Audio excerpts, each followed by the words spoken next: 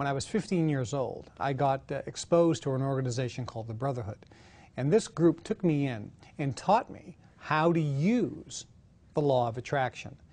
And what that really is how to use your brain to act as a transmitter and receiver of frequency.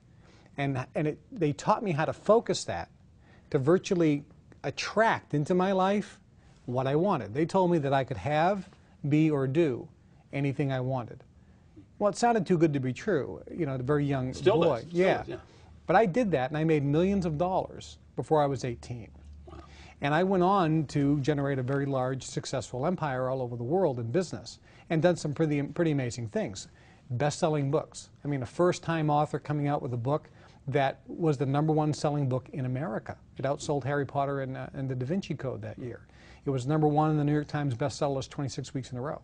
To have Rolls Royces and Ferraris and spend time on super yachts around the world, flying the Concorde, private jets, living in 25,000 square foot mansions around the world.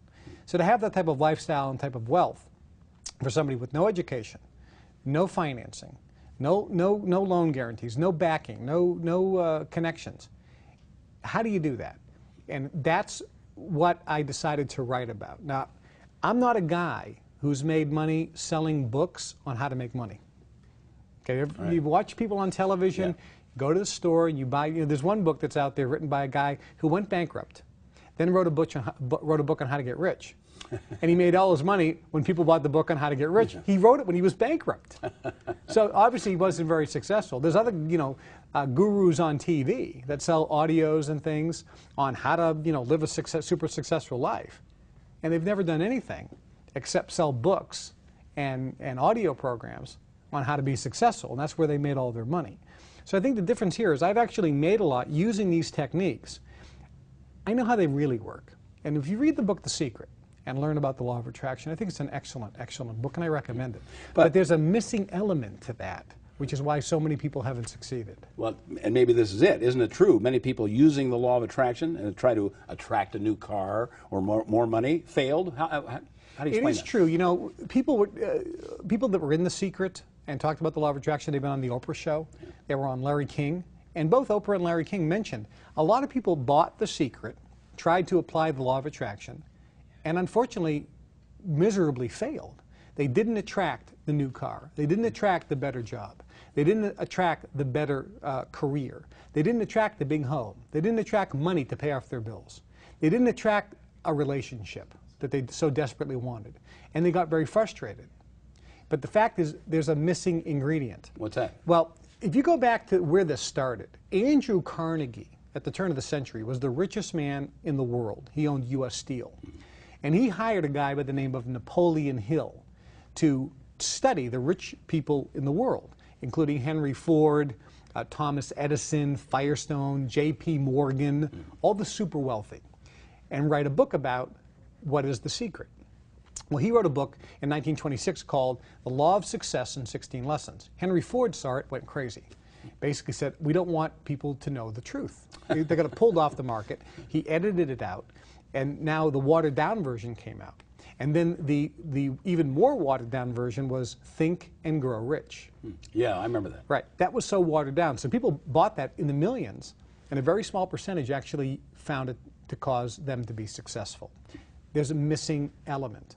So what happened was a couple years ago, I decided to teach some people that I needed people that was serious about wanting more out of their lives. People that either wanted a better relationship, wanted to find a lover, wanted to get into a husband or a wife situation or a romantic relationship, wanted a nicer car, wanted riches, wanted something in their life, but they didn't have it.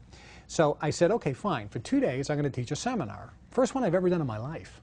And I'm going to reveal secrets that I learned from the Brotherhood, from the organization I was a part of, that I was sworn to secrecy, kind of the missing secret ingredients to the law of attraction. So I held this in the Alps in Europe, figuring that it would cost a lot to get there. Yeah. And I charged $10,000 per person. So a bunch of people came. And for 2 days, I taught them the secrets of how to have, be, or do whatever they wanted. And I entitled the lecture, or the workshop, Your Wish is Your Command. How to manifest your desires. It's virtually, I wanted to teach people how to have their own Aladdin's lamp. They could rub it and a genie would come out.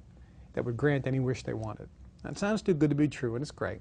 But I said $10,000. I said, if you're not thrilled, after 3 months, I'll give you your money back. So a bunch of people came. I said, you be the judge. Yeah. So now, that's a pretty strong offer, because Yeah, if you paid 10 grand, yeah, plus an extra couple thousand to go to Europe and the Alps for 2 days, and you got 90 days to say, was that worth it? If it wasn't worth it, everyone's asking for their money back. So I taught them these secrets and I recorded it. 3 months later, I didn't get one single person ask for their money back.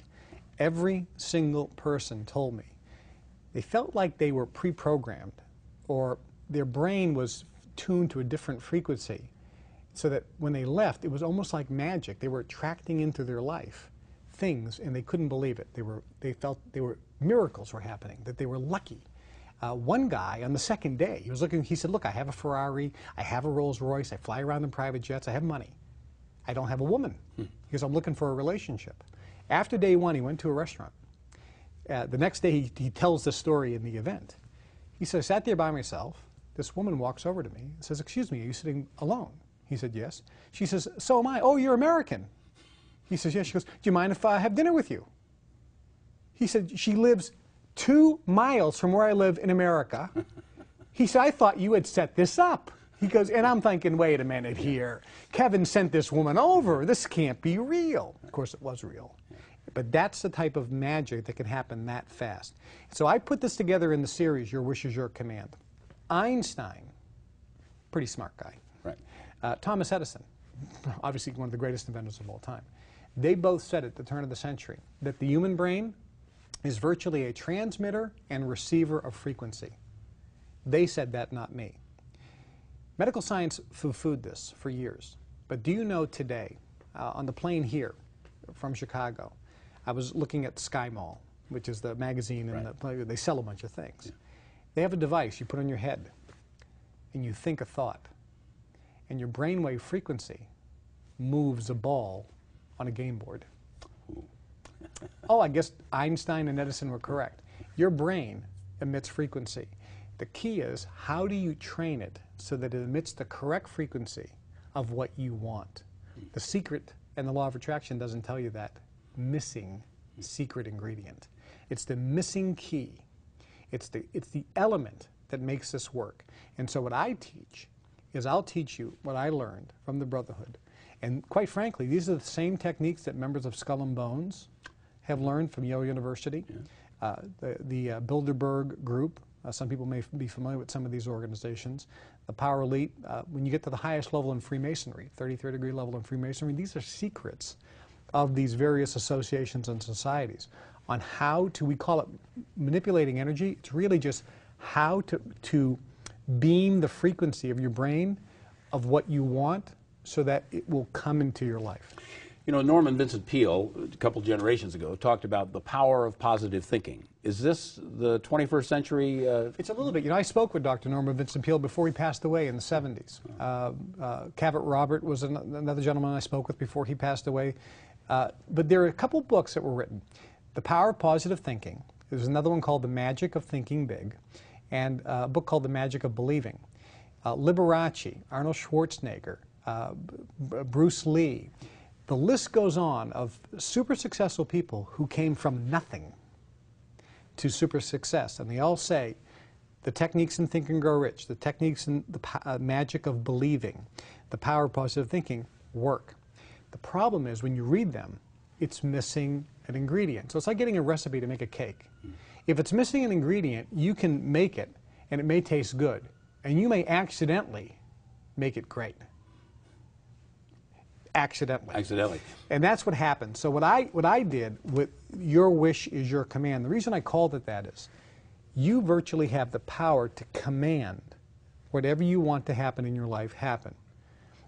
You have a genie that takes your orders, that will grant you your wishes. So if a person wants a better career, wants a better car, they can command it. And so